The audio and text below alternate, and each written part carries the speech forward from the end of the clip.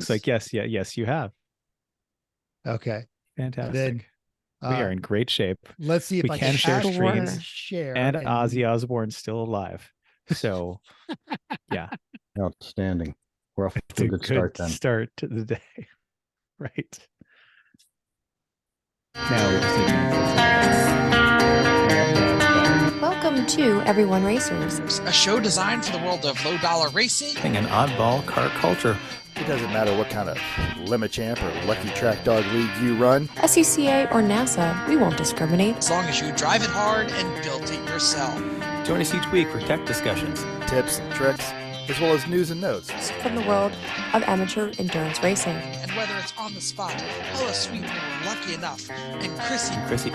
And I give you just the tip. We're sure you'll giggle a little and learn even less. Everyone report to the paddock. This is Chris. This is Chrissy. I'm Mental. And we are Everyone Racers. Welcome to a Champion Spark Plug episode of our show. It is episode 306 and the Champion Spark Plug part number 306. The L86 Champion Copper will fit all 2.7 liter horizontally opposed, aka Boxster engines, fitted to the 1964 to 1966 Chevrolet Corvair. I bet you didn't know that. Both the turbo and normally aspirated versions. Not driving GM's answer to the Porsche 911, then try our bingo card. It will not likely fit into your turbocharged engine. NA probably will fit. Get it out. You never know what's going to happen. Let's move on. What you working bingo on? Card's definitely going to throw the belt, though. No doubt. That's going to happen. Every shift. Yep. Okay. Yeah. What you working on? I'm not asking Chris, so Mental. Last week we recorded from Oxnard, California. I drove home that Friday, had lunch with an old buddy, got home, and I've been doing yard work, trying to rearrange things in my garage. Like yeah. You have no grass. You have no grass. Plants. You have to rocks. rake some rocks. I have trees. Yeah. I have cottonwood trees, which are ruthless. And then I do have palm trees too. And so I pruned the cottonwood some time ago, but it was just a pile of sticks in my side yard, which I then had to reduce, get into yard waste bags, and then set out by the curb. So that was those activities. That's annoying. Yeah, and then chop up the palm fronds. Vegas yard work. 2 hours worth of it. But yeah, and then I've got like the nice little, because cottonwood trees, they provide excellent shade, but they will bite you. I've got like all kinds of nicks and cuts. That always happens. And I like just scratch and yes, they're just painful. They're not just, they don't have like mouths. That would be random. Yeah, got it. Feed me, Seymour. And I am doing that to clear space in my garage. Saturday I am traveling to San Francisco. My friend Chuck is having the foundation re-poured on his house and is losing his storage. And rather than put his 993 911 into storage, would like me to come get it and drive it for a few months. And then he's going to come get it and go visit a friend in Arizona. So, it's a hard luck life to have to drive a really cared for 993 around for a few months. Don't mess it up. It's just it's like, where's the catch? Like, wait, you want me to just drive your 911 for? I thought there was a catch. I thought there was a nope. Yes, and you want me to bring the Miata and loan you the Miata? He's like, no, my neighborhood, the Miata would probably get broken into. So yeah, he just wants, not if you leave the doors open. Yeah, he just wants someone to drive it so that it doesn't sit and rot in storage. So 993 is the last of the air-cooled cars, isn't it? It actually, Yep. Fantastic. Yes. I've seen it. And he cares for the car. He takes care of it. He's got a great deal of mechanical sympathy. He was the original owner of the anniversary VFR that you rode, Chris, that I still have. But he is not a collector. He doesn't believe in museum pieces, and he believes that mechanical things should be used and people should be loved. And he would just rather see somebody drive the car. Just don't fuck it up. Don't mess that up. Yep. I think she's onto something there. I mean, After the amount of time and cost it cost our friend Eric to have his 993, just some very simple modifications to the body done. Nope. You don't want to Well- go to the special wish department at Porsche when you need to break something. I know the first certified classic Porsche dealer in North America is Godden right here in town. And I'm friends with their, one of their managers over there. So God forbid I need something. that doesn't special, mean I you get can it. probably afford it. Yeah. Just saying. I mean, I know you make good money in your contractor job over there, but as you that can, as you doesn't can tell mean, by my unfinished Right. sheetrock behind me. You Yes, know, I just am saying. I living mean, high I'm on the not hog. not trying to judge you. I'm just saying that you can Oh, no. find it. Yes, It's I gonna will- hurt. It will absolutely hurt, and then that will be the primary motivation of do not break other person's awesome car. Do not break other person's awesome car. Correct. Cool. Great. I guess I'll Great. just go next. Go ahead. because- Right. It's fine. What have we been doing? We've been racing and stuff.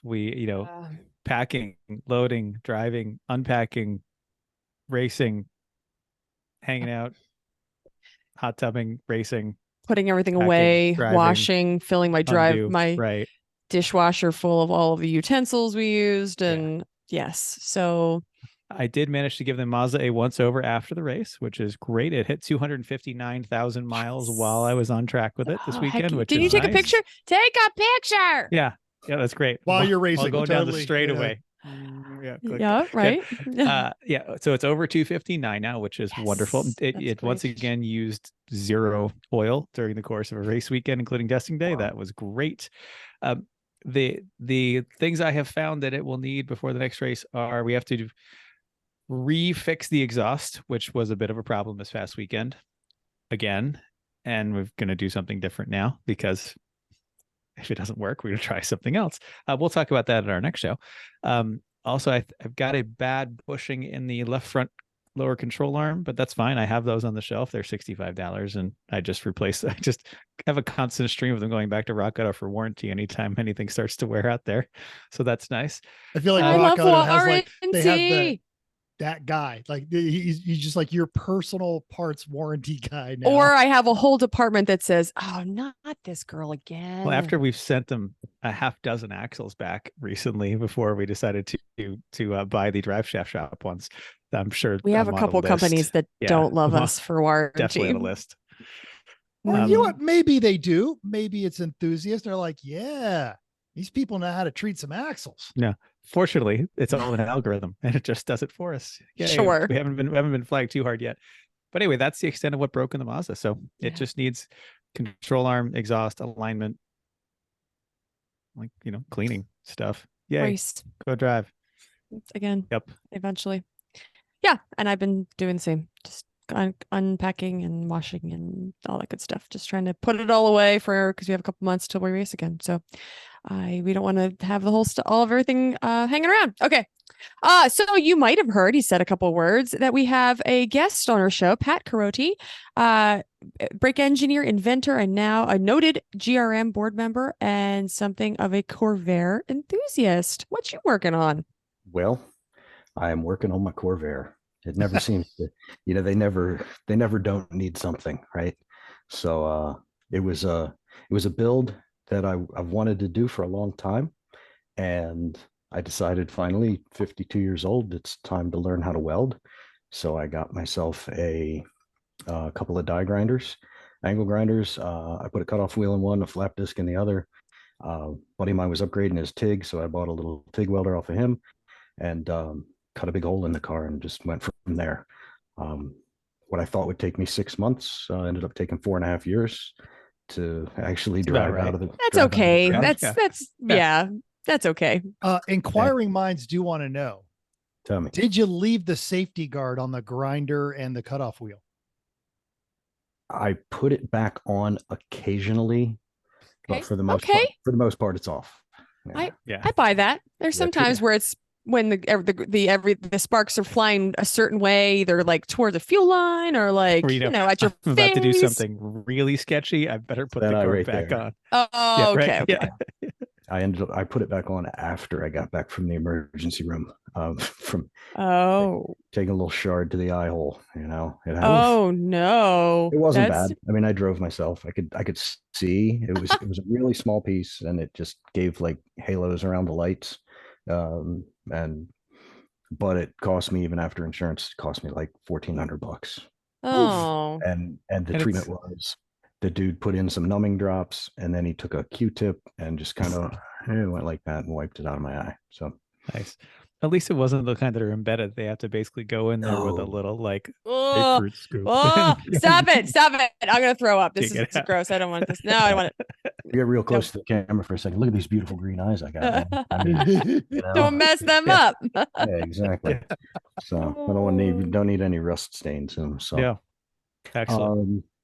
yeah, man. I mean, it was a huge project, and in true GRM challenge fashion, my buddy showed up at 9 a.m. on Thursday, to pick the car up, and we're going to head to Gainesville. And at 4 p.m., we put the welder away and Yep. started loading the car. I drove the car for the first time out of my driveway, down the block, turned it around, drove it onto the trailer, took it 1,200 miles to Gainesville for the challenge. And the first time I ever had the car in third gear was on the way to the grid for the autocross. Yeah, Wow. first time I got my challenge CRX into second gear was in the street in front of Timmy and Margie's house in 2002. So Nice. yeah, I was at that one. There was somebody replacing a clutch in an RX-7 in their driveway. yeah, 2002. that's normal. Yeah. Right. You know what's funny is that amongst us, we don't even think of mentioning that because it is normal. Yeah. Mhm.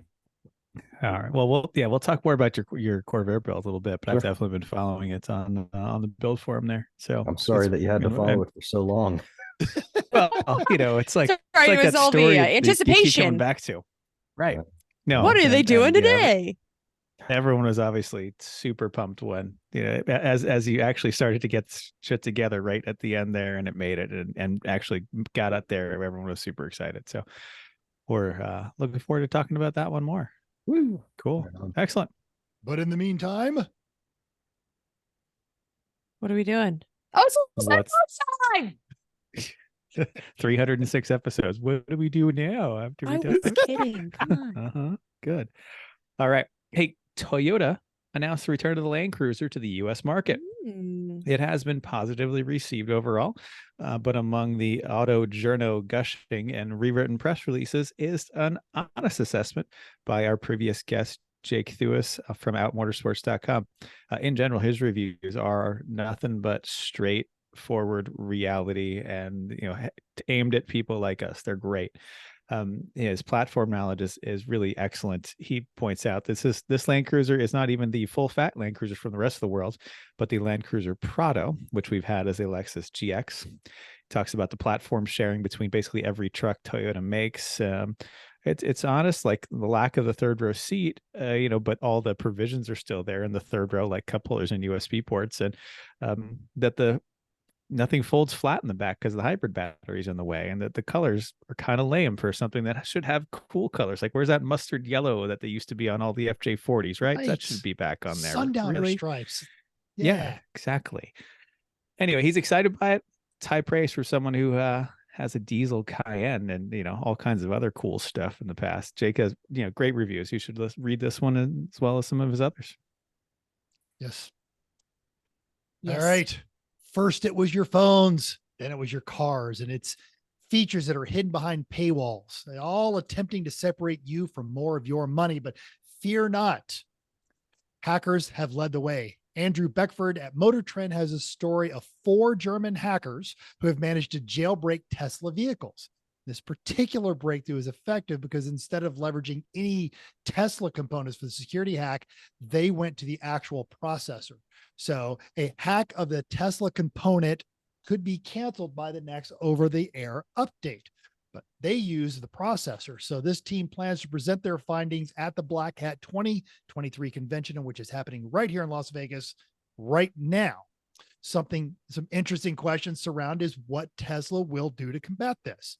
Are they going to check for the hacks when you bring the car in for service, replace your processor unrequested and then charge you for it? Brick the offending cars during an over-the-air update? Andrew promises to watch this story for Tesla's reaction, and you can bet that we will as well. Interesting. Yep. Tesla doesn't like when you touch their stuff. Is Don't really do what it comes that. down to. Don't do I that. paid for it. It's Uh-huh. my stuff. No, It's that's not how they view it. Yeah. No. Okay. I'm super excited about this. This is fun. For iRacers, it's awesome. Chris Rosales at The Drive writes that after years of user requests and months of development, rain is coming to iRacing. What? Rosales writes, it's a complex physics issue that has eluded developers and pushed computer power to its limits. There's hope that it will be solved, though, as the developers of iRacing are full steam ahead on an insanely technical rain physics model. Senior Vice President of iRacing Greg Hill says the tire model will recreate accurate water dispersion, and any water that isn't displaced can be boiled away from frictional energy. This article adds that the 2 new tracks are in development, as well as 3-dimensional curbing. Expect updates to older tracks in regards to texture and art facelift, as the premier driving simulator plans to stay ahead of its chief rivals Gran Turismo 7, Assetto Corsa, and Forza Motorsports. That's pretty exciting. More crashing. Yay. I'm interested to see how they handle the actual way that a worn track gets a really sketchy dry line in the rain, and how you could kind of drive around that. There's as opposed nuances see to if real racing that they probably are not going to get, but that's what I'm trying to see. Like Like, how good are they going to get it? Is it just going to be, okay, friction surface change, got it? Or are they going to get the nuances like that? And I think you can expect the initial one to get just okay, it's rain, this is different. But then once they've kind of got that code in there, I think they'll refine it a little more. And like you said, oh, this is the drying line, and you could start doing like even real-time weather kind of a deal. Right. Like at Lime Rock at turn 3, the left-hander, like you have to cross the dry line in the wet sideways, and you just have to just slide and accept I'm going to slide, and also understand that you're going to catch on the other side.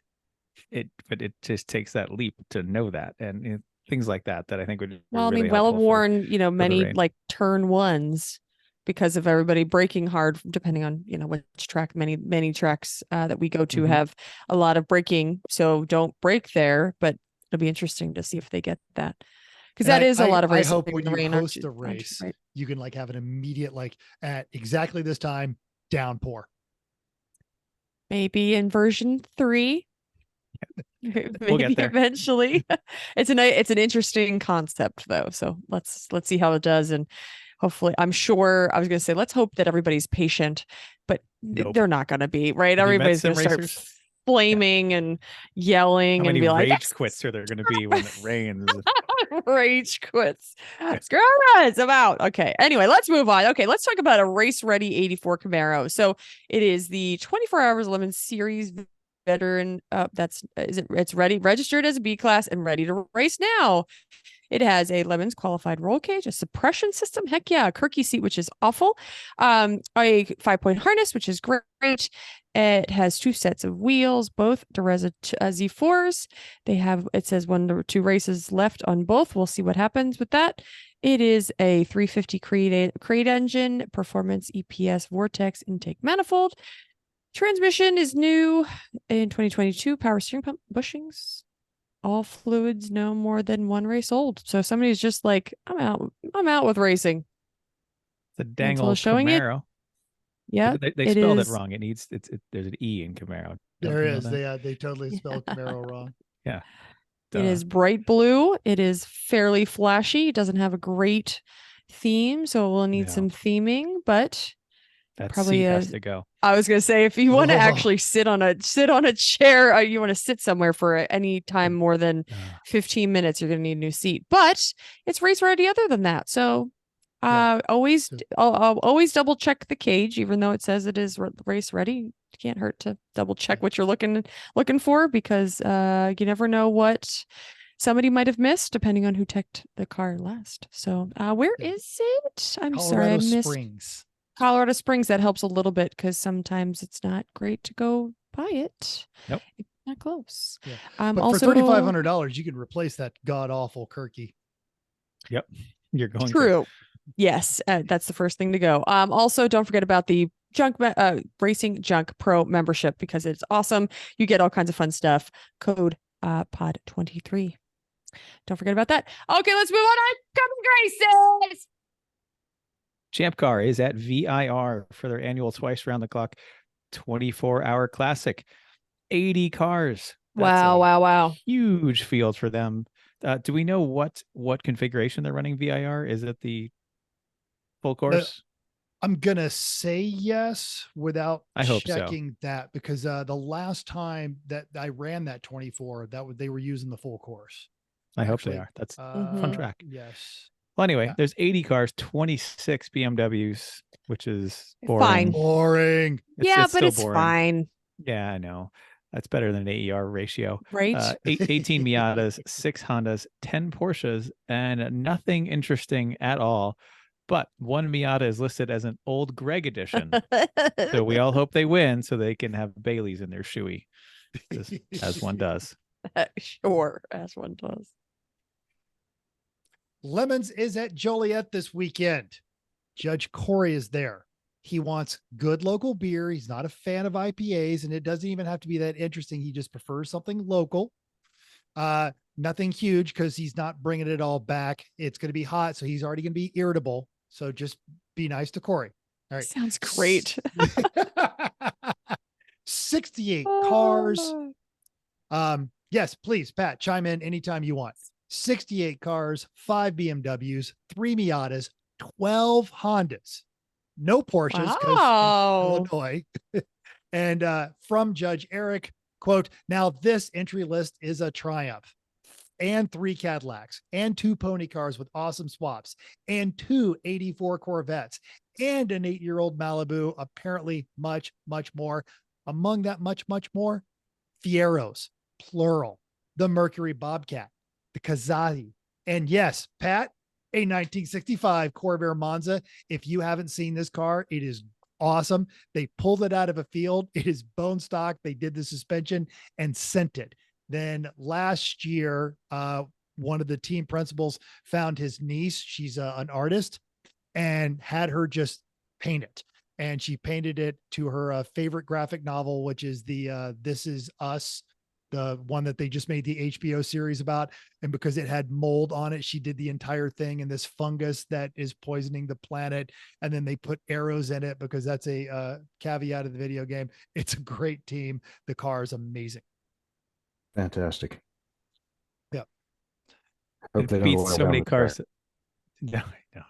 Yeah, it beats a lot of cars that are probably butthurt about it. It's like, why do you beat my BMW with this Corvair?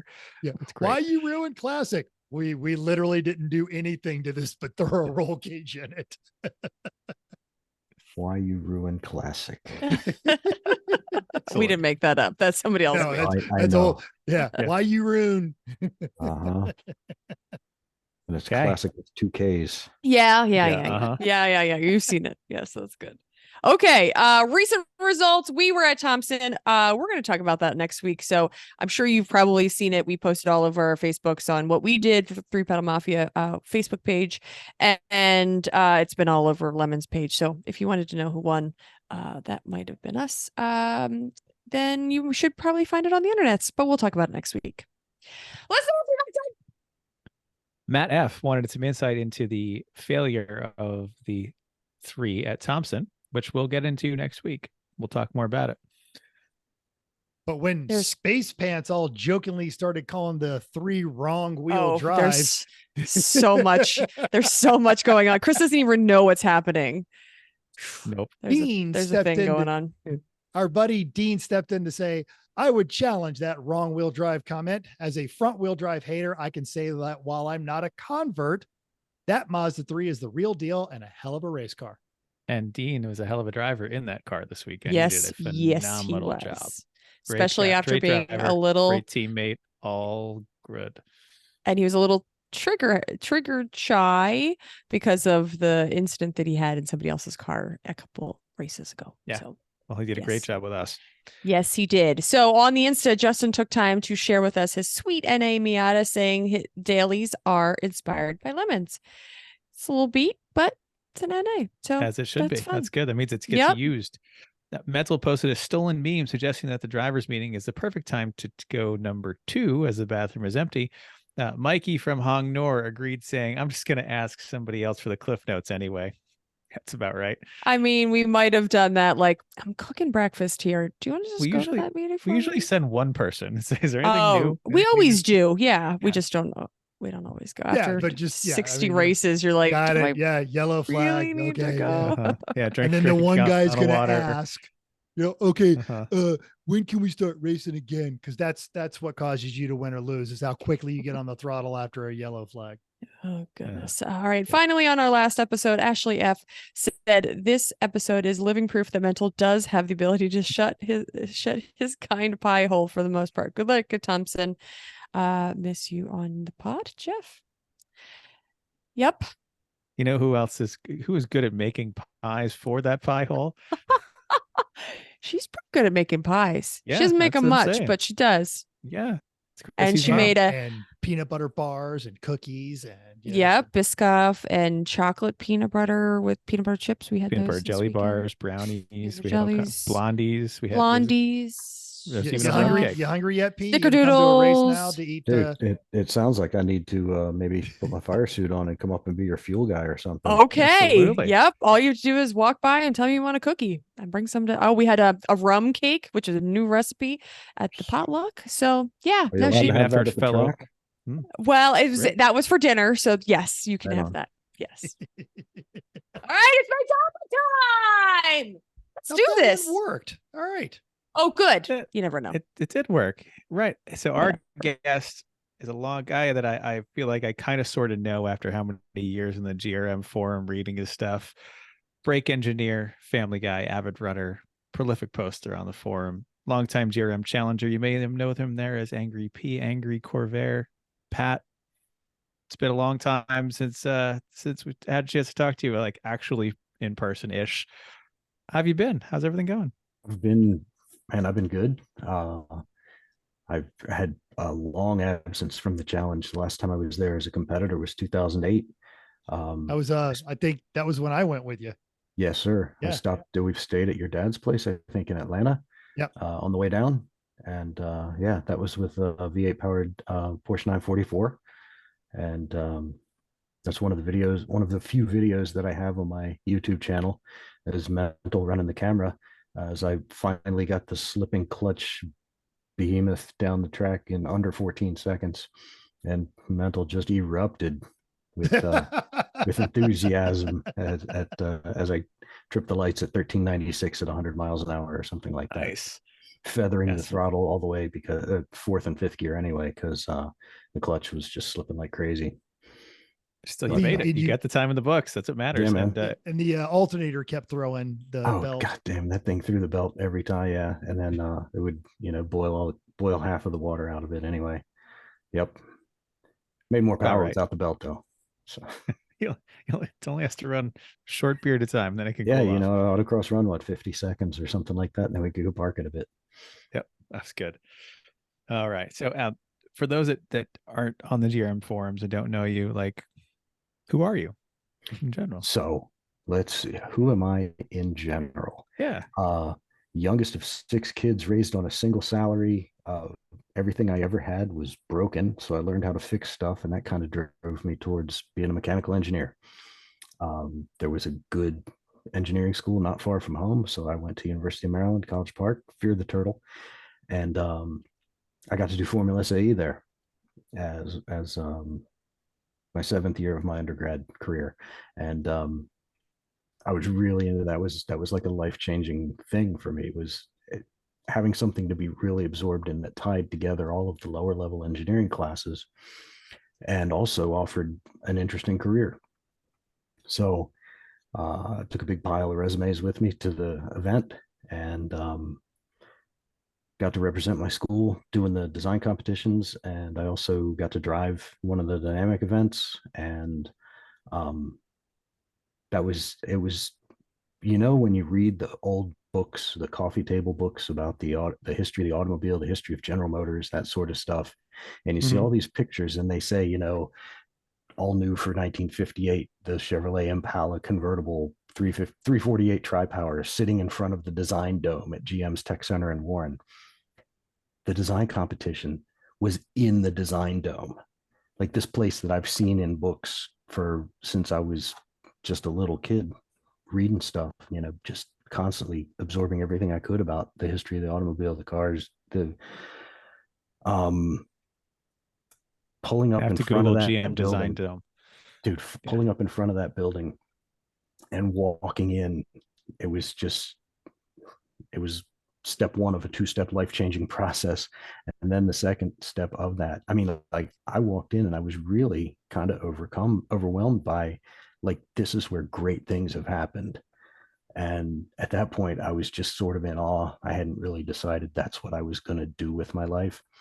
But the next day, the dynamic events are in the VDTA, the Vehicle Dynamics Test Area, which is inside the 5-mile circle track at the GM Proving Grounds in Milford, Michigan. And we're driving in, and we're all piled into a GM van. And the guy's giving us a little bit of a talk about all the tracks that we're driving past and the different surfaces and stuff like that. And as we're driving over the bridge into the circle track, into the VDTA, and he's explaining how the banking on the different lanes is steeper on the outside, so that there's what they call neutral speed, the speed that you can go around the track without your hands on the wheel, and just the centrifugal force of the car at that speed balancing the gravity trying to slide you down the track, and you can drive around at that speed, no hands. And I was like, wow, that's pretty cool. And then under the bridge, two masked prototypes of something go flying past, and I was like, that's it. That's what I'm going to do with my life. So, Here's yeah, the GM design dome for people who have never seen it, because I had not heard of it. And that's it. It's an interesting structure. And the dude, that's so much that's of a that. cathedral. Yeah, it is. It's a church, brother. And I walked in there and I was like, I've seen this place so many times, so many different models, and just like it was pretty overwhelming. It was like, I'm going to be part of that somehow. And then it took me a couple of years. I took the first job I was offered after graduation, and I worked for the Army for a couple of years at an R&D center in Northern Virginia.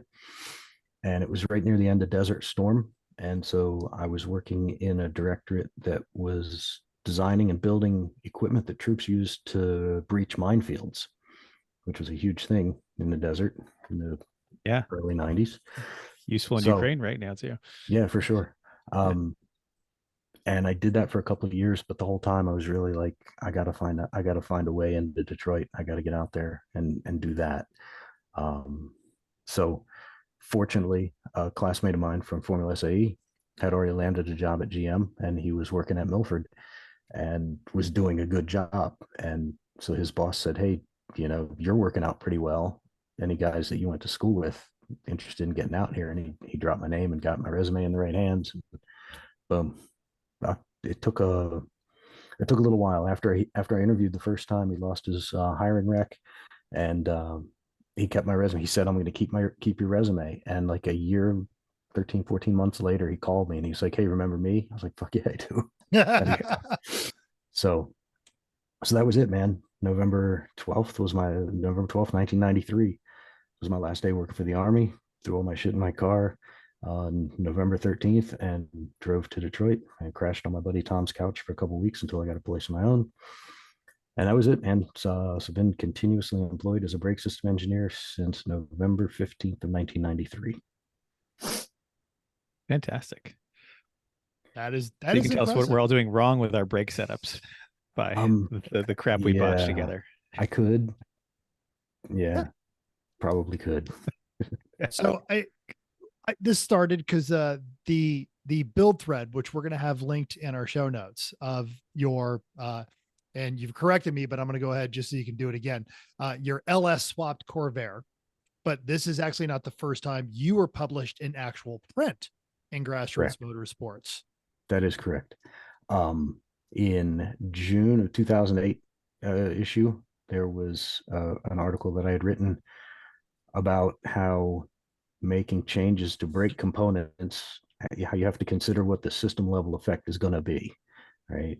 And I talked about things like, do you need a big brake kit? Well, I don't know. What do your rotors look like? Do they look like they're getting overheated? Do you have heat checking? Do you only want to increase the brake output at one end of the car and not the other? If you can already lock up your fronts and you're not seeing heat damage in your rotors, then no, you don't need a big brake kit on the front, regardless of what they try to sell you in the ads. And I'm a very big advocate of thinking things through and only spending the money you need to spend and only making the changes that you need to make. So, yeah, that's right up the alley for most of our audience, without a doubt. Right on. I do want to just go back to something real quick. 90% of our audience will know, but a handful of folks won't. What is Formula SAE? So Formula SAE is a design competition that is sponsored. SAE is Society of Automotive Engineers, and SAE sponsors the event that is a design and build and race competition. And I don't know what the criteria are as far as your school participating, but it's colleges and universities all around the world now. There's a lot of really, really strong teams in Europe that bring their cars over, and you look at them and go, wow, that's a professional effort. So the concept is it's a single seat, open wheel race car with, I don't know what the restrictions are on aerodynamic aids, but they got big front wings and rear wings and side pods and all sorts of things. When I was doing it, everybody was typically running a 600cc 4-stroke motorcycle engine. Most of the cars were using the integrated gearbox that's in the motorcycle engine. There were some schools that were at that time experimenting with CVTs. And Maryland, so in the 91 car that I worked on was used the motorcycle transmission. The 92, we built a new car for 92, 93, because each car was eligible for 2 years of competition. So the 92, 93 car was much smaller, much lighter, and used a CVT. And they had pretty good results with that car. I think a 4th place overall was the best that one did. That's probably the peak CVT, because everything else after that has just been a complete letdown. Maybe. I'm not sure. At that time, I was on my way to getting into the industry myself. I was out of school and working, and I didn't pay a lot of attention to the development that they went through with that car, but I know that it was really good in acceleration, and they did well in the endurance. They figured out what was causing them to blow up the engines in previous years, and did very well in endurance and stuff. And it was a really good program. And a lot of people in that program went on to really outstanding careers in motorsports. Craig Hampson was crew chief for, I'm going to get that guy's name wrong. French name that was in IndyCar that won like 4 world championships in a row. Mental. He's almost got it. He knows. Come on. Yeah. That's man. Yes, Come on. no, I want to say Damn Christian, it. but I know it's not Christian. It's something else. Yeah. What is that guy's name? It doesn't matter. Anyway, Roy McCauley actually worked. He was on Alan Kulwicki's crew the last couple of years of his NASCAR career. Unfortunately, Simon Paginode. Paginode. No, that was it. Nope, No. not that guy. Then No, it was before that. Sebastian Bourdais. Sebastian Bourdais. Okay. Sebastian Bourdais. That was next on my list from Wikipedia. I was going to say, I was like, how are you coming at what? I googled French The name in- won IndyCar several times. And The I see internet Simon is Pegg and great. Sebastian Because Bourdais, if it was a modern guy, it's Grosjean. Everyone knows that. Right. Your boy's wicked smart. So, yeah, I don't know. What was the question? I don't even remember. We're just talking about FSAA. Oh yeah, Formula SAE. Yeah, Formula SAE. So now that I've been in the industry a few decades, one of the things that I do is I mentor younger engineers, teach them how to get around in the industry, And one of the other things that I do is I get to review resumes where our department is hiring. And if I see Formula SAE on a resume, it goes right to the top of the stack. I don't care what the kid, what else they've done.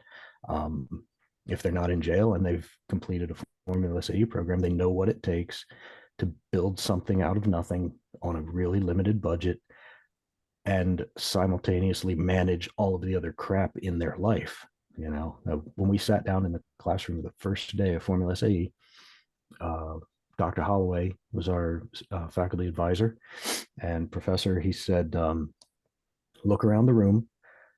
25% of you are going to be so overwhelmed by this class, or you're going to be so absorbed in it, and you're going to love it so much that you will forget to do other things, and you will fail, and you will flunk out of school. And I don't know if any of my classmates did. I didn't. I was actually, for other reasons, I was really motivated my senior year, my final year.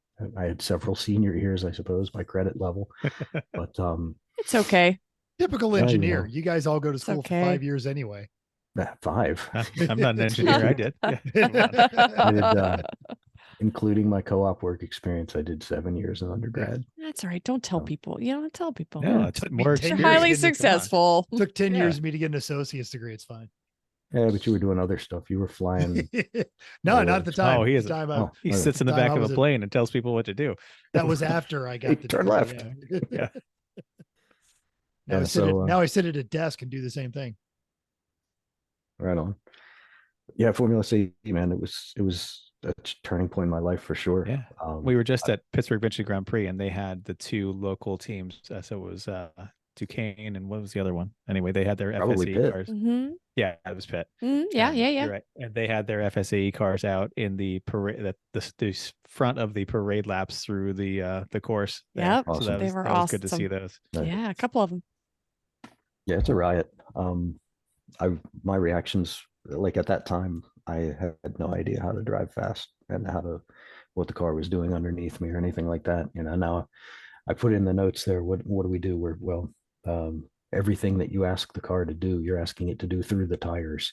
So, the most important thing that we do is manage the contact patches, right? We only got 4 little pieces of rubber where the car is attached to the road, and everything we're asking it to do, we're asking to do through those 4 little patches of rubber. So absolutely, that's so much of managing track time. And yep, great. What else? Well, yeah. So you are not a professional gearhead in the sense of getting paid to do these things. What are your bigger priorities? What's your what do you do most days?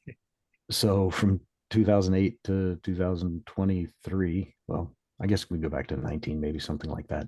I would looking out for the kids, looking at, my wife, my kids, my dogs, my house, my other cars.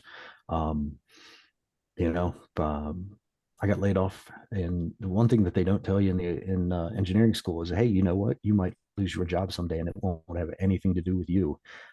Companies make decisions that eliminate entire departments. And in the end of 2008, I got laid off, and it was the 4th round of layoffs at the company. And it's kind of funny because when I saw what the packages were that they were offering people in the first round, I was like, shit, I'd take that.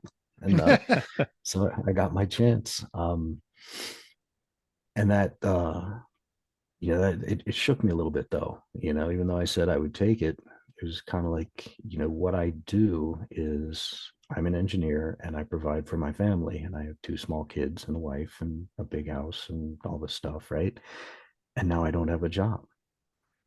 Fortunately, the severance package was good enough that it got me through to when I finally landed a job. And I worked for a year out of state. And I fly home every 2 weeks to see my wife and kids.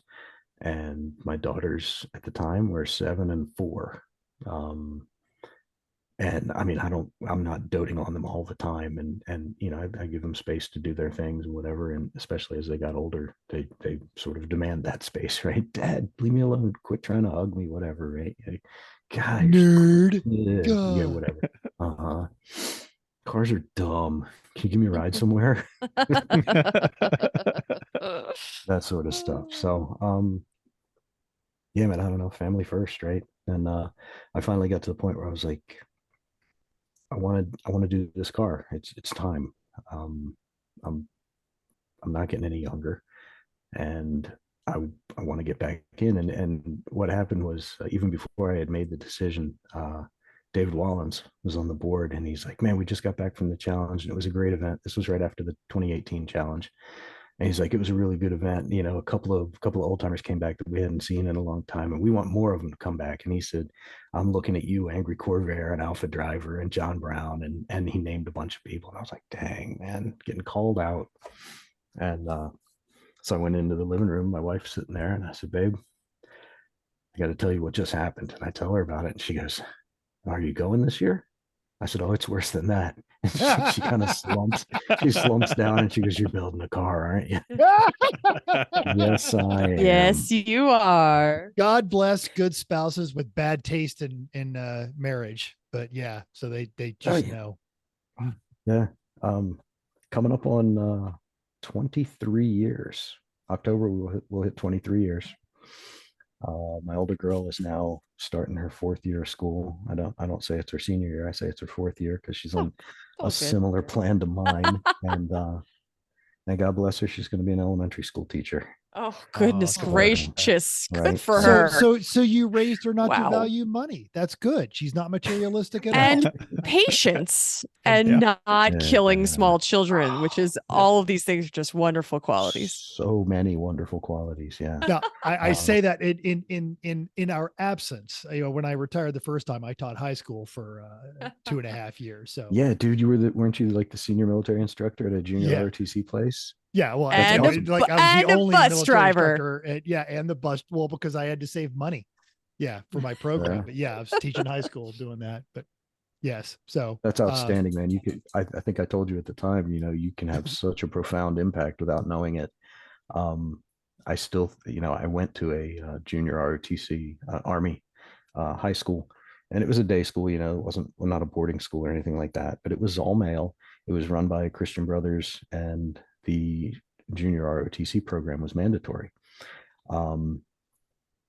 And so much of the discipline, you know, of having drill a couple days a week, and having to wear a uniform and having to meet certain standards of, you know, how to an inspection, uniform inspection, and there were some specific bits of Army knowledge that we had to memorize and be able to regurgitate on command.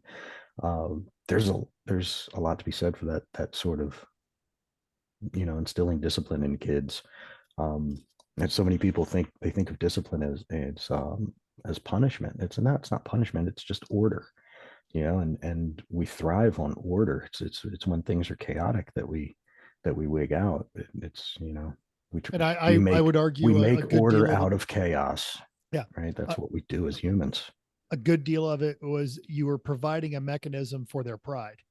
They're like, wait a minute, I did this thing that not everyone can do. And I did it because I worked hard, or I studied, or I learned. Yeah. Yeah, for sure, man. All right. So I'm sorry. thanks for We doing are that. derailing. Welcome to Everyone Educators. Way off. That's right. But That's okay. What got you on the show, and it's one of the things we talk about. Now, we've got some listeners who have these absolutely epic garages, and they're awesome. But even having expanded, I've had 2 3-car garages in my home owning history. I'm back to a 2-car, technically no car garage.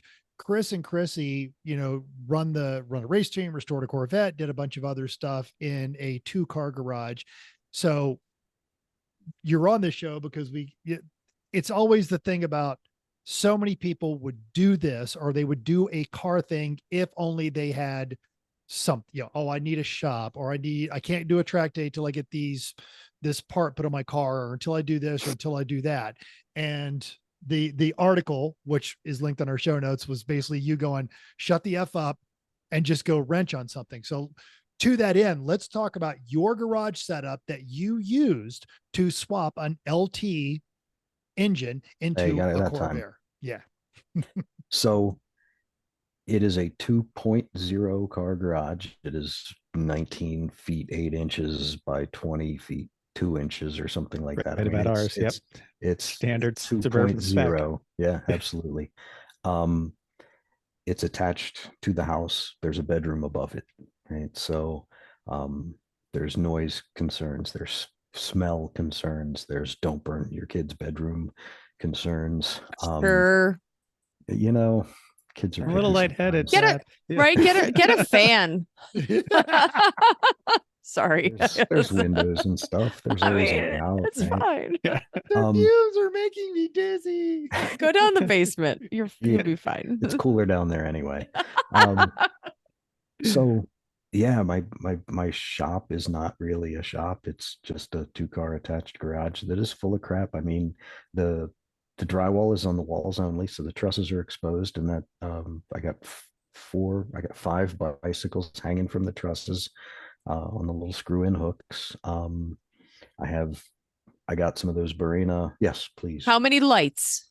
How many That's lights? what he's just saying. The I was Barina lights. just Oh, I'm giving it sorry. to I'm you. sorry. Good, No, good, that's good, fine. good. Those are amazing. Yeah, they really Oh, are they? That's what we have? That's in the every- basement, so we have. Okay.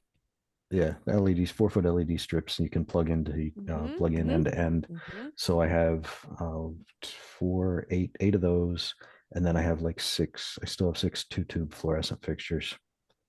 What? There it is. Yeah, a little too much front roll stiffness in that shot.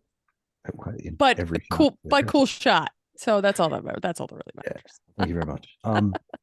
So the down one wall, I have on the left side, I have a workbench.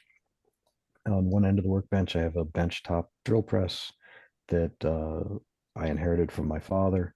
On the other end, I have a bench vise that's bolted down. In between, I have a bench grinder that has a belt sander on one end and just a wire wheel on the other end.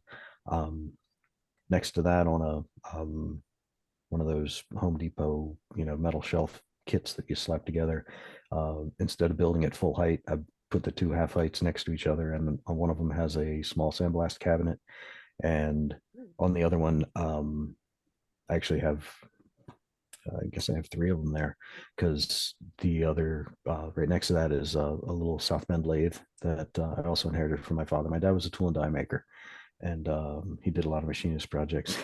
that was testing the strength of the welds when I had first tacked the front cross member in. But yeah, that's it. I mean, you see beach chairs hanging and an umbrella, and you can see the cherry picker and stuff shoved up against the wall there. There's a lawnmower handle. I mean, it's just a standard suburban garage that my wife would like to one day be able to park in again. And, every winter she feel reminds this. me, We feel this. and you guys Hey. live up where there's more winter, right? Oh, I mean, I'm in Pennsylvania. Oh That's God, it's okay, awful here similar. in the winter. It's sometimes 50 to get down to 50. Oh my god. Yeah, Right? there are Not days I you. can't get into my pool. I know. Then you just use the hot tub, which is hot. You're killing It's me, which fine. is actually hot. Yeah. Remarkable. Oh. Yeah, so that's It's that takes up a couple feet of floor space from floor to ceiling on one wall. On the back wall is my small rolling tool chest. On the other side wall, so the walk-through door into the house is on that back wall. On the other side wall, there's a couple of shelving units that have gardening crap and car parts and other things on them. And then there's a cherry picker and an engine stand and a small welding table, super cool welding table that I got from Northern Tool that's made by Clutch brand.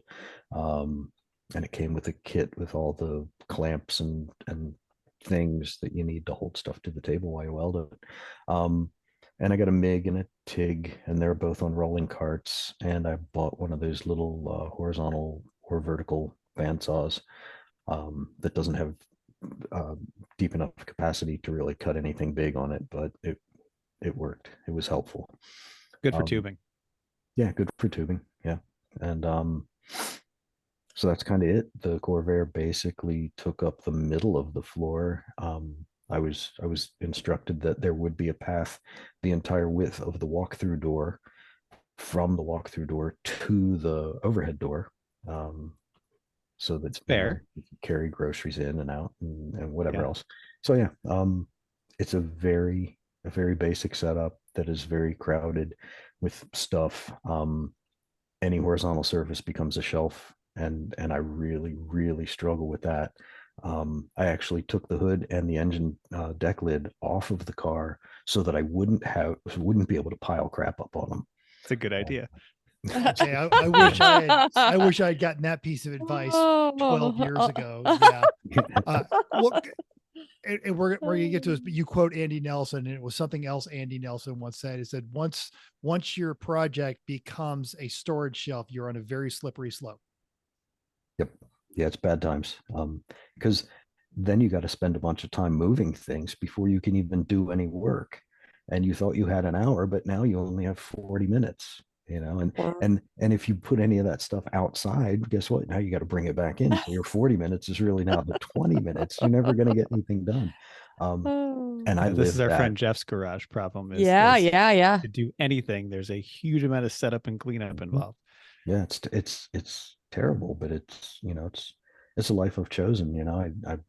We bought this house because it was the right house in the right neighborhood, and oh well, I got a short driveway and a small garage. Whatever, we feel this. We feel adapt, improvise, overcome.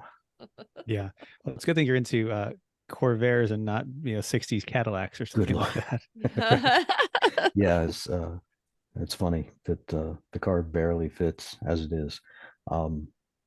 Yeah, so I backed the car into the garage and I did all the stuff that I needed to do in the front suspension, and then I moved everything around and I turned the car around. I had it on the car skates and I turned it around so the back end was closest to the drive-through door, and then I worked on the rear suspension, and yeah, that was how it was when I did the engine, motor mounts and cross member and all that sort of stuff that I had to build. So basically it's like something else. God, we're just gonna quote Andy Nelson again, I think, because I'm pretty sure he was the guy who said it's just metal. If you need to move it, move it. If you need it to be a different shape, then make it a different shape. It's just metal. Okay. It's a lot of good advice from Andy over the years on stuff. Yeah, he's solid character. Absolutely. Yeah, he's only about an hour and a half from us, maybe. So we're down in that range. So, but yeah, he's learned those lessons and has a great way of saying them in ways that you can just pick right up. Yep. That's if you're listening to this episode, that's what I want everyone to take away. You don't need a super shop. You don't need the Garage Mahal. You don't need anything. He is my age and he just learned to weld, and I'm my age and I've been welding for years and I still don't know how to weld. So you can do these things and just start building a project car. Yeah. It's, you just have to start. I don't have a hoist. I don't have a scissor lift or any of that stuff. I mean, the car is on jack stands as high as I could raise it. And I spent a ton of time climbing in and out under the car, crawling. Yeah, it's terrible, doing the shimmy on the back and under. Hopefully you have some cardboard or a carpet remnant or something, at least make it a little easier, especially in the winter. So you don't get that achy laying on concrete the next morning. Yeah, a little bit of cardboard, a couple old carpet scraps and stuff, but they can't slide across the carpet as well. Cardboard works pretty well for that. Right. Yeah. Since I quit breakdancing, I can use it for working on the cars. Fantastic. That must have been a big sacrifice for you. Wasn't easy. Easy. So keeping everything going is a problem. I know a lot of people just don't. They say, like, I just don't have time to work on the car. Like, I can't do it. So how do you kept it going for 4 years on and off, admittedly, but you did keep making progress. And how did you keep making that progress that people just don't do? So, like I said, it was something that I really wanted to do. I've been thinking about this build for a long time, thinking of a better way to do a mid-engine V8 Corvair. I mean, there used to be a kit that you could buy in the 60s, 70s. I think you can probably even still buy some of the components today. A company called Crown Manufacturing that made a mid-engine V8 kit that just you modified your stock Corvair transaxle, and it pushes the engine too far forward in the car. And I was like, man, there's got to be a better way. There's got to be a transaxle out there that would make more sense. And everybody's like, well, you Porsche G50, that's the only one that's strong enough. And they're super expensive. And then, you know, the mid 90s, late 90s, when the Boxster came out, I was like, well, there's an option. And there was another option, hadn't even thought of up to that point, never even considered it until I saw a guy that had built a mid-engine car with a Boxster transaxle. The front wheel drive Audis that have the longitudinal engine arrangement. So A4, A6. I'm not sure if they brought the A6 too, I think. Yeah, exactly. Yeah, that's right. So that uses an Audi or Getrag O1X is the front wheel drive version of that. So it's a longitudinal layout. And by using that instead of the Corvair transaxle, it moves the engine rearward like 9 inches, something like that, which gives room for a reasonably sized driver. The first V8 car that I had that I competed with in 2003 and 2004 was one of the Crown cars. And it was really uncomfortable to drive. The seats, even with the Fiero seats that are super thin front to rear, they were shoved so far forward up to the steering wheel that it was a miserable car to drive. And I was like, I really don't think the performance potential of this package has been demonstrated yet. So with the change to the transaxle, I was like, man, that's got to happen. And then I don't know. It's the only hobby that I allowed myself to have for the last 4 years. I'm going to call BS on that because you're also an avid runner. Not an avid runner. I hate running. I always hated running. It was something. Ks so and 10Ks. I have this thing where I want to always show my kids that you can accomplish large things if you put in the work. And so I had mentioned at some point, I don't even remember saying it, but apparently at some point I had told my wife I wanted to run a marathon because I wanted to have a 26.2 sticker for my car. And she goes, you can buy the stickers. That's not the point. I mean, I appreciate you're streamlining the process for me, but that's not the point. So I was like, one day she comes home from church and she's like, there's a bunch of people from church that are running Detroit Marathon, and they're doing it as a fundraiser for this Team World Vision. They're drilling, they're raising money to drill water wells in some community in Africa. And I was like, well, I don't know anybody in Africa, but I don't know anybody that runs either. So I should just go ahead and run with this group. And I started running in like December of 2012. And my goal was to run the 2013 Detroit Marathon. And so I did the full training program and I ran the race, and I was like, man, I am never doing that again. I hated every day of training. I hated getting up out of bed early to get miles in before work. I tried running after work and just found that it didn't work for me. I was too beat by the end of the workday. So about 3, maybe 4 days after that Detroit Marathon in 2013, I'm on the Boston Athletic Association website, seeing what qualifying times are for, age and gender. And I was like, man, I am so far off at that pace. But anyway, so then I ran the Chicago Marathon in 2014. That's my PR still. I ran a 4:04, I think. Or no, 4:11. I ran a 4 hour 11 minute. That's my best so far, which is still nowhere close to being able to qualify. At that time, my qualifying time would have been a 3 hour 30 minute. Doesn't matter. So, you've run several marathons. I'm scrolling through this build thread, and you talk about showing your kids and giving them the proper example. And I'm shamelessly throwing this up there because this is such a great photo. And the caption is AK2. Yeah. It was like, sorry for the lack of updates. I had to keep the kid occupied. That's right. Yeah, it was funny, man. It was a beautiful sunny day, middle of June. Humidity was low, and that's my younger daughter. She says to me, she's like, Dad, can I play video games today? And I said, no. And her shoulders slumped, and I said, but you could weld something. And her face lights up. And it's not really so much that she had very much interest in welding as she knew that it would make sparks and she knew that she would have to wear like the mask and the gloves and stuff, and she's big on safety equipment, which is kind of funny. That's excellent. She so, wants yeah. to weld so she can wear the PPE. That's amazing. She's down with PPE, Oh, and that makes me so happy. Chrissy's gonna hire her in a couple of years. I would love to. Can she work for me? She played goalie in soccer because she got to wear the gloves. That is hilarious. Great kid, man. Wow. And so in that, I spent a couple hours just it's going to spark and it's going to buzz, and you're going to want to jump away from it and let go of the trigger. As you just hold the trigger, just trust me, it's not going to hurt you, it's not going to bite you. Hold the trigger for 2 seconds. And she got to the point where she could hold the trigger long enough to make a bead, and it looked decent enough, and it held 2 smaller pieces of metal and made them into 1 bigger piece of metal. Heck yeah. And she was super pumped about it. Sounds about what I can do with welding. That's about what I can do. Hey, you welded the bird feeder stand back together. I did. Right. And have any birds died as a result of using it? No, actually, it's still standing, so all's well. All right. Good times. Success. Good times.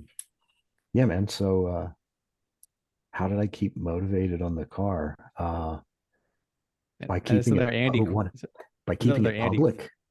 Yeah. Oh, that too. Yeah. Yeah. Keeps you honest. Yeah, absolutely. And all the smack talk that everybody seems to be willing to share, right? And I was one of the worst with other people's build threads, and so I figured, well, turnabout is fair play, and I'm not gonna stop. That's another thing is like I said I would never run a marathon again, and I've run 5 now because I don't know how to quit, and I always want to have a story to tell. And so like all the training, well, I won't go into it because some of it's kind of graphic, but there are times when you have to sacrifice a sock to the gods of the roadside. Yes, when you're running 26 miles and it's the driver's meeting, well, you're just gonna do what you got to do. That's right. Sometimes you have a place where you can duck off the road to do it. I just, like, prior to that, I had done some fundraiser bike rides for National Multiple Sclerosis Society, and riding a bicycle for 100 miles is also no joke. You got to put in some training and put in the miles and put in the work. And I just like to always encourage my kids to do stuff like that, but to know that anything that is worth doing, you're gonna have to put in the work. And I think they've gotten it to some point. I want to point out another, Andy Nelson quote. I think of it that you've talked about keeping you moving, like when you only have a little bit of time. How do you if you have 15 minutes, what do you do? Right? You do 15 minutes. You pick a 15-minute task. Yeah, absolutely. And sometimes you might only get to sand the surface of half of the surface of one of your wheels or something like that, or you may only get to sketch one part and maybe cut it out of cardboard and tape it up and put it in place. And then, oh shoot, I got to go pick up one of the kids from wherever, or I gotta, whatever it is, life, one of the jobs. So I after getting laid off from back in 2008, I decided that if somebody wants to pay me 10% for what I do, 10% more for what I do, then I'll go work for them. And so I jump jobs every couple of years pretty shamelessly. And one of the jobs that I had during this build, I had to go to China for a couple of 2-week trips here and there. I ended up making a total of 4, I think, 2-week trips. And it's a terrible flight. I hate being stuck anywhere in a small, I can't go out on a boat. And it's not because I'm afraid of the water. It's not because I can't swim. It's because I fucking hate being stuck in a small space with other people, and or even by myself, I guess. But it's not even claustrophobia so much. It's just there's just the lack of freedom of movement, But I don't know, maybe that is what claustrophobia is. But anyway, it's a long flight and you're all jet lagged and messed up that way, and I'm losing these 2-week chunks of time and going, God, this is getting in the way. But just got to feed, got to feed the family, got to keep the lights on and stuff. So I think keeping it public was one of the big things. And I posted everything. I posted shitty looking welds, and I posted poor design ideas, but I also posted like explanations of here's why I cut this piece this way, and here's why I'm attaching it here, here, and here, because if I need to react, here's the forces that are coming into that part. And in order to make it resist those forces and be strong against those forces, I have to put material in these planes, in these directions, and attach it in these points and stuff. And so I try to break it down and make it really look like something that anybody could do. And by showing off my crappy welds and my crappy cuts and the lack of cosmetic care, I guess, on the car, just kind of making it. I wanted it to be approachable, and I didn't want to. If I had quit, or not, if I had not finished the build, then it would maybe appear to people that it was too daunting, and maybe they couldn't do it themselves. And so I'm like, no, I gotta keep grinding it out, no matter what it takes. I gotta finish it. So I think that's one of the unique things that is in the world where Facebook and Reddit and Twix, I think is what I'm calling Twitter now, is the GRM forum has survived when other forums have died. And I think it is that rare combination of good-natured trash talk, but encouragement. There's just absolutely there's not a lot of heavy-handed regulation on the GRM board. People are just nice there. Yeah.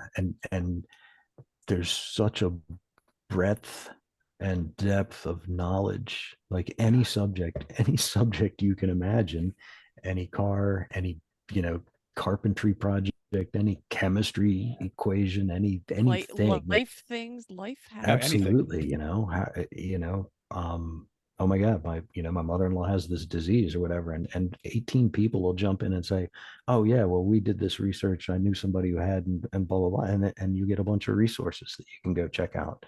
And it's really pretty remarkable that way.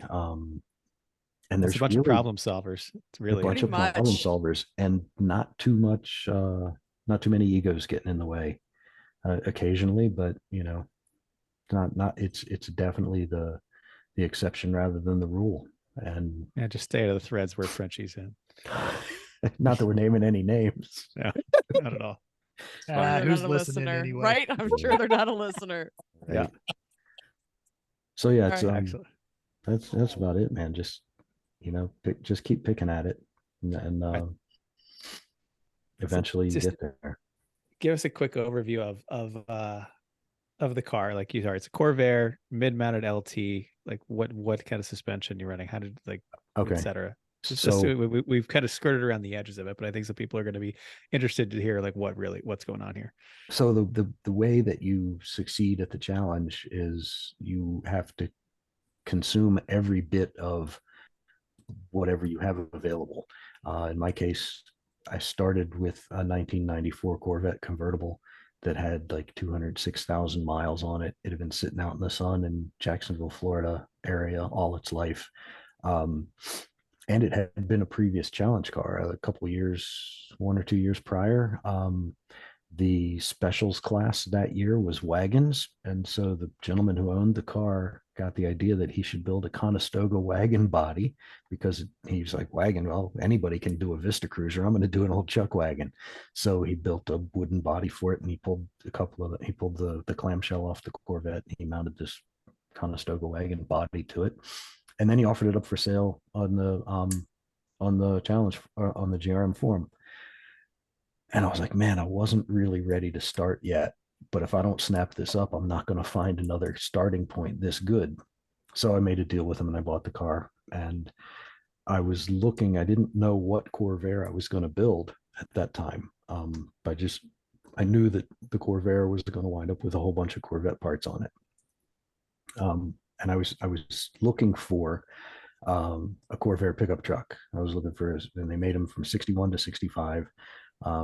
And the wheelbase is less than 1 inch different from a C4. So I thought that would be pretty friggin' rad to build a Corvair. You'd be sitting in the bed while you drive it too. Well, no, because they're forward control, right? Basically, like the same layout as a VW bus. So, And then the Corvette, the engine is relatively far back. It's fully behind the front axle, so Right. I could just drop the Corvair van or truck body on the Corvette chassis, and the hardest thing to figure out would have been steering linkage, Actually, because yeah, I the can see steering that wheel now. is like up at the front bumper, Yeah. But I found a 65 coupe, Monza coupe body. First, it had the interior was wasted. There was no powertrain. The suspension was wasted. It's relatively straight, sort of, and relatively rust free. And all the glass was good, and it was $100. And Sold. yeah, absolutely. So, yeah, so from front bumper to back bumper, the front suspension is out of the '94 Corvette. Like I said, I bought an angle grinder and a cutoff wheel and a flap disc, and I cut a big hole in the car. And the first big hole I cut in the car was the front trunk floor. I cut all the trunk floor out, and then I took some measurements from the Corvette, and I figured out, I got a digital angle, the digital level, and used that to make sure that I had the Corvette front suspension cross member in the right at the right angles. Basically just measured the upper control arm bushing shaft angles and said, okay, that's where it needs to be. And then took a bunch of diagonal measurements to make sure that I had the axle square to the car and all that. Jacked it up into place, checked my measurements again, and then just started welding, making little brackets to little attachment points to tie the Corvette front suspension cross member into the Corvair's body. It also uses, like I said, you got to use every bit of what you have available. So I wanted to use as much of the C4 as possible because it was such a big chunk of the budget. So the cooling system, the radiator and the cooling fans are all C4 parts. I just welded up some brackets off the front of the front suspension cross member and made a radiator support. Radiator if you're in Philadelphia, I think. But Wow, you put water in your radiator. Yeah, water. Yeah. So Be careful about the language. That's a slippy slope. It is. My dad grew up in Philly, and my mom grew up my dad used to call it the part of Pennsylvania that's in West Virginia. Oh yeah, we So, all yeah. Washington. Yeah, she grew up in Washington, PA. That's scary. So anyway, yeah. So it's a front mount radiator. I didn't want to do like all the other Corvair V8 guys do, and they either cut the lower valance or they'll cut the body panel between the headlights and have that as the air inlet for the radiator. And I was like, well, in the C4, it feeds air from the bottom, right? There's no real opening in the front fascia per se. And cars of the 60s, the front fascia is so high up off the ground that I could really, it didn't take much effort to mount it so that like the lower 5 inches of the radiator are exposed to the airflow underneath the front fascia. And then I just built a little scoop, just a flat aluminum sheet with a couple of side panels on it, and so it feeds air from the bottom. Didn't have to cut the body. I wanted it to be as much of a sleeper as a mid-engine V8 Corvair can be. Yeah.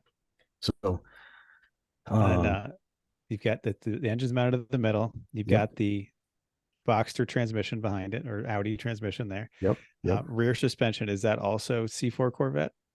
So I was looking at using the C4 rear suspension, but it can't. The differential can't handle the side forces, the lateral loads through the axle shafts. Well, no, actually, in the C4 it can. The Audi transaxle cannot take those side forces. So if I was going to use the C4 rear suspension, I was going to have to design some new structure to go around the Audi transaxle so that I wouldn't be reacting those forces into the drivetrain itself. And then I started thinking, well, that kind of sucks. That's more work, more design work than I want to do. Plus, if you get it even a little bit wrong, the car's going to handle terribly. So I started looking around and thinking about what cars have an SLA rear suspension that are designed for rear drive, and ideally could also provide a place to mount the transaxle. And C5 Corvette made the most sense. So I got on Craigslist and started looking around, got on eBay, started looking at prices and stuff. And I found a guy about an hour from home that had crashed a C5 and was parting it out. And so I bought the frame, and from the kick-up right behind the seats all the way to the rear crash beam, including all the suspension components, and for $500. And Okay. he was glad to have this huge chunk of space back, and I was glad to have an SLA rear suspension with a aluminum cradle that had provisions for a transaxle mount, and was all factory engineered, from a car that is, a pretty good handling car. So then I just had to figure out how to tie all that into the Corvair unibody. And like I said, in keeping with the sleeper theme, I definitely wasn't going to have tires sticking out of the bodywork. So I narrowed the cross member, narrowed the C5 subframe 5 inches so that I could package the C5 size tires inside the stock Corvair bodywork. It currently has 275/40 17s on it. There's enough room for a 315 if I can get the right size wheels with a little bit more positive offset, because I got plenty of room to package more tire to the inboard. Looking back on it, if I had narrowed it like 7 inches, then I'd have better rim selection and be able to use that tire space better. But the car's light enough that it doesn't need 315s. It's just like, I want to say I have 315s. Because they look super cool. Yeah. Right? They do. They're Yeah. steamrollers under that car. Yeah. It's just, it's something you don't expect. So yeah. So the whole rear suspension is C5. The one cool thing about the C5s, I haven't verified it by an actual part number check, but I've been told that the front knuckles and the rear knuckles are the same parts. They're just swapped side to side. So I do know that a C5 front brake bolts onto a C5 rear knuckle with no changes. So after moving the engine to the middle of the car, putting so much weight on the rear of the car, and being a brake guy, I knew I needed a much larger rear brake, because the fronts are from the C4. So I need to be able to balance that. And so I got the C5 front brakes from the same guy that was parting out the car for another $200. I gave him for the calipers and rotors and the hoses and pads. And then this is another way. How do you build a V8 Corvair with a Corvette engine and Corvette suspension for the $2,000 challenge budget? And one of the ways you do it is by very careful reading and interpretation of the rule set. And the rules say that you can replace all your brake parts with stock from the stock application, no charge to the budget. And the way application is defined is year, make, model, and trim level. But axle isn't in there. So I can put front brakes on the rear of the car for free. So that's another Excellent. You read the rules. It's what any successful racer reads, the rules, and then figures out what he is willing to try to get away with, right? And I think a lot of what you're just saying here is what kind of why we wanted to talk to you about the show. Like, all right, regular guy, yes, engineering background, okay, but in a suburban garage with a normal life, and you're scabbing together C5 Corvette, narrowing the cradle yourself, putting it all together, scabbing that into a Corvair, just doing it on your spare time. Yeah, see? You can do it. Like I said, it was the only hobby I allowed myself for the 4.5 years that it took. Yeah. And I'm going to run tomorrow morning because I'm a disgusting fat body now, and I got to change that because I'm getting to the age where, like, I'm 56 now, and if I don't get that straightened out now, it's going to be, I'll be that guy that's perpetually the bald fat guy that you don't want to see at the beach. But I'm going to the beach, damn it. So. Excellent. Well, Pat, it's been great talking about the car with you. Absolutely. And not just the car, but all the setup tricks and everything that goes along with it. So, well, thank you very much. I appreciate the opportunity. Yeah, of course. All right. So Chrissy, do we have anything going on next here? What do we want to do? Is it time for everyone's favorite segment, or are we just going to make something up? be. Well, we could just Okay. do, how about an on the spot safety That tip, sounds like a good idea. right? On the tip. All right. On Here we go. On the tip. So confusing. Go ahead. yeah, so Pat, one of How'd our you open regular this up? regular closing segments is just the tip.